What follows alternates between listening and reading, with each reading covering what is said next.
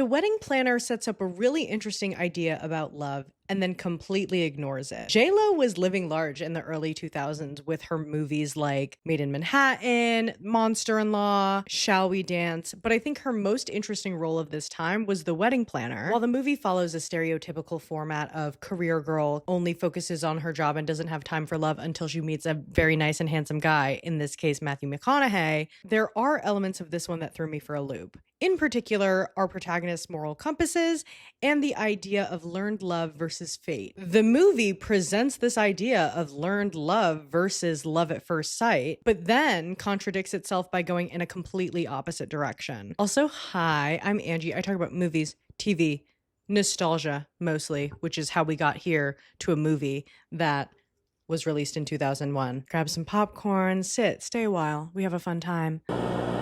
Okay, to set the scene, we have Mary Fiore, played by Jennifer Lopez, who is the best wedding planner in San Francisco. She desperately wants to make partner at her event planning agency, but to do so, she has to land and execute the infamous Fran Donnelly's wedding.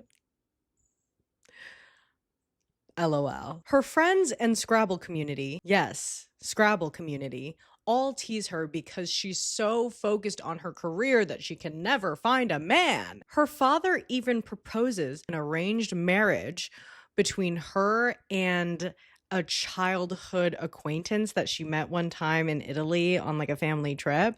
And I'm gonna say something that you may be a little resistant to, but sometimes a father has to take action.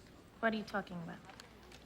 I found you a man who has agreed to marry you. Keep this all in mind, please. Please take notes because this movie is such a damn doozy. One day, as she's distracted on her phone because she's so focused on work, she gets her Gucci shoe stuck in a manhole. Yes, in the middle of the street. A handsome and brave pediatrician named Steve Edison saves her, pushes her out of the way of a dumpster in the middle of the road. You okay? Are you okay? I'm great. Okay. Where's my shoe? He takes her to his hospital. She wakes up and OMG, he's a hunk. He's a hottie. There's a spark in the air. Long story short, with the help of her quirky best friend played by Judy Greer, Mary and Steve end up on a magical date in the park where they watch movies, they dance in the rain, and they become extremely close to kissing. Then we find out, oh no, he's not only engaged, he's engaged to Mary's newest client, Fran Donnelly. You see where oh my God, it's a crazy movie. The rest of the movie follows their strange interactions as they move forward with literally planning the wedding all together, the three of them, 1, 2, 3. In addition to saving her from oncoming traffic, he saves her from a rogue horse, and also saves her from herself in a drunken night after seeing her ex-fiance with his new wife and soon-to-be baby, bringing them even closer than ever. Here's where my confusion starts to set in. As aforementioned, Mary's father, Salvatore, wants to set her up with this guy from Italy. He's goofy, he's aloof, and he's like very lighthearted. Salvatore, the father, flies Massimo, the potential fiance, into America in pursuit of Mary. Massimo! In an effort to get these two together. Mary insists, Massimo is gross, I don't like him, he's not my type, get him away from me. Honestly, I thought the whole Massimo thing was a bit. I thought it was a joke.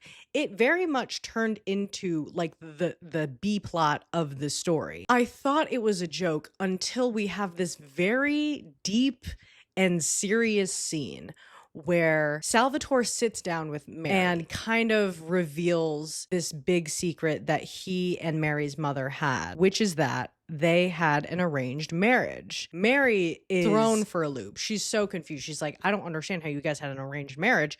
You guys loved each other so much. Salvatore then goes into this entire monologue about how he realized how much he could love Mary's mother, who's like unnamed through this entire movie. Also, she's dead. I don't know, whatever. He says, one day I got very, very sick and your mother took care of me through that entire time. And I really appreciated her. And from that point in time, that appreciation turned into respect, and that respect turned into love. And so I grew to love your mother. So now Mary is grappling with her understanding and her preconceived notions of what love is and what love could be, okay? Simultaneously, Steve is falling out of love with Fran. He reflects on how they used to have so much in common when they were in college and they met, and they both had the same goals and aspirations. And now, as time has gone on, they've grown apart. He and his fiance, who are going to be married in like a week. As I said, so much happens in this movie. But after a huge falling out with Steve, Mary is forced to face this decision head on when Massimo, at like a family friend's party, has a very sweet and earnest proposal in front of her father and Scrabble friends. Yes, there are those Scrabble friends again. He builds her a dollhouse and hangs a tiny mini portrait of Mary's mother in the foyer. He presents her with a ring. As he presents this entire thing to her, he gives a very sweet proposal. Mary, I know I never done the right thing. I never say the right thing. And I act like a fool. I know I say we just be buddy friends, but that would not be true to my heart. So I would ask you this one question. And if your answer is no, then I will leave you alone once and for all.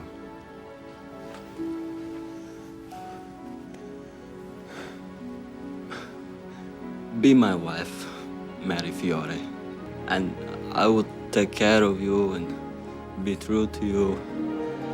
And like this house I built for your dolls, I will make sure you have a strong roof head.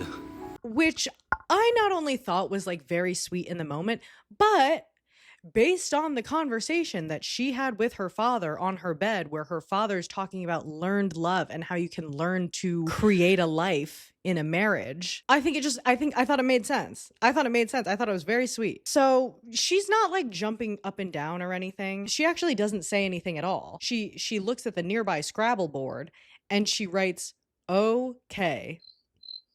At that point, I still thought they were good. Like, I thought she was like understanding of the situation. But I just thought she kind of accepted her fate. Like, I thought she was like, okay, yeah, like my dad had this big old story about my mom, and like this is what's gonna happen. I'm not happy about it now, but I can learn to be happy about it later. I don't know. So at this point in the movie, we're about 3/4 in, and I'm thinking, wow, what a great and fun and incredibly interesting and different ending we're about to have in this early 2000s rom-com. You know, like you in an early 2000s rom-com, you typically see the two protagonists that you should have been cheering for the entire time end up together.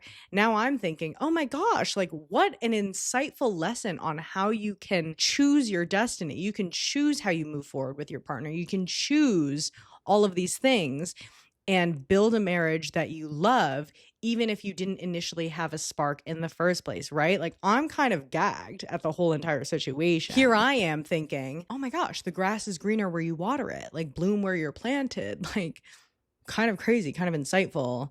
Super different direction. I love it. She literally gets dressed up in her mother's wedding dress. Like, you know what I'm saying? Like, there's a lot of parallels with the stories here. She gets dressed in her mother's wedding dress. She walks down the aisle in the courthouse. Her and Massimo are about to get married. Even in the courthouse, as they're about to say their I do's, the priest goes, "Hey, does anyone object? Anyone in the room object?" Her father says, "I object. Mary, you can't marry this man. You don't love him. You want the doctor guy." Mary, in that moment, continues to go, "No, Dad.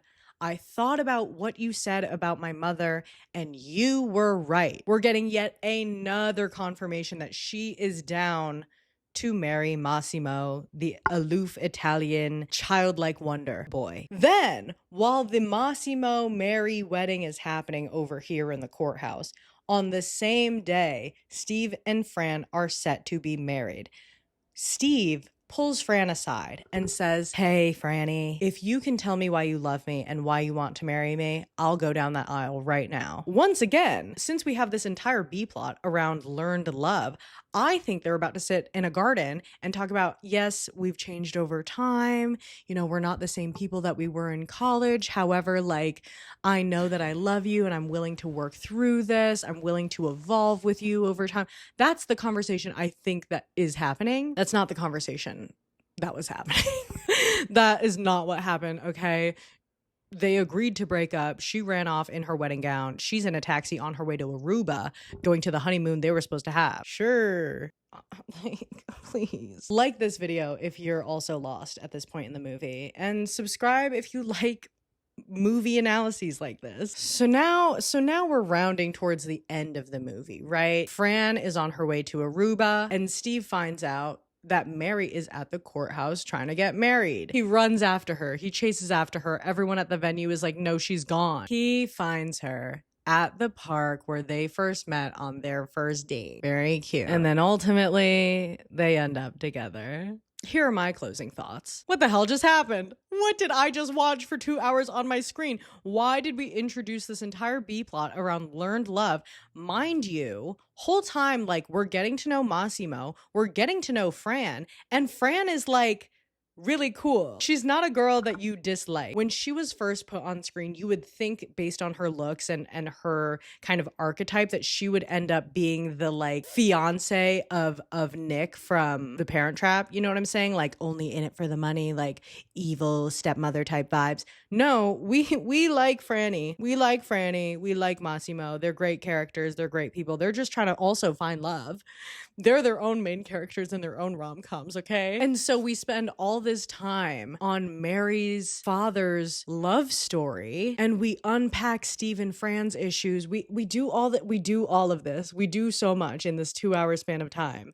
It's not even a 2-hour movie. It's like an hour 45 minutes or something. Only to have the two protagonists end up together anyways. They either should have had both Mary and Steve stay with their respective partners or not have introduced this idea of Salvatore and his wife's love story. Like, one of the two things had to happen. You're leading me this way, and here we end up. And that is how the wedding planner contradicts itself. This movie exhausted me to no end. But if you like this style video, subscribe and click around for more movie rants and breakdowns. I'll see you in the next one, and I love you so much. Bye!